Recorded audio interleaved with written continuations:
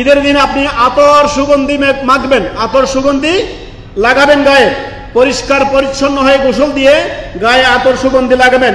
5 নম্বর করণীয়, ভালো পোশাক পরিধান করবেন। ভালো মানি যদি সামর্থ্য থাকে আপনি নতুন পোশাক ক্রয় করবেন, কিনবেন।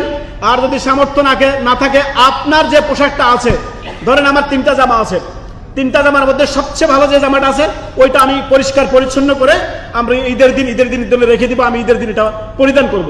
অর্থাৎ আপনার যে জামাটিগুলো আছে তার মধ্যে ভালো জামাটা পরে আপনি ঈদগাহে যাবেন। তারপরে 6 নম্বর করণীয় হচ্ছে, ঈদের দিন ঈদগাহে যাওয়ার পূর্বে ঈদুল ফিতরে আপনি বেজর খেজুর খেয়ে যাবেন। এক্ষেত্রে আনাস রাদিয়াল্লাহু তাআলা থেকে হাদিস রয়েছে, নবী সাল্লাল্লাহু আলাইহি সাল্লাম ঈদের দিন বেজর খেজুর খেয়ে ঈদগাহে যেতেন। আনাস রাদিয়াল্লাহু তাআলা বলেন, লা ইয়াগদু ইয়াউমুল ফিতরা হাত্তা ইয়াকুলা তামারাতিন। নবী সাল্লাল্লাহু আলাইহি সাল্লাম ঈদের সালাতে বের হওয়ার পূর্বে, ঈদুল ফিতরের ক্ষেত্রে সালাতে যাওয়ার পূর্বে তিনি বেজর খেজুর খেয়ে যেতে পারেন। আপনি 3টা 5টা বা 1টা 7টা আপনি বেজর খেজুর খেয়ে ঈদগাহে যাবেন, এটি সুন্নাহ।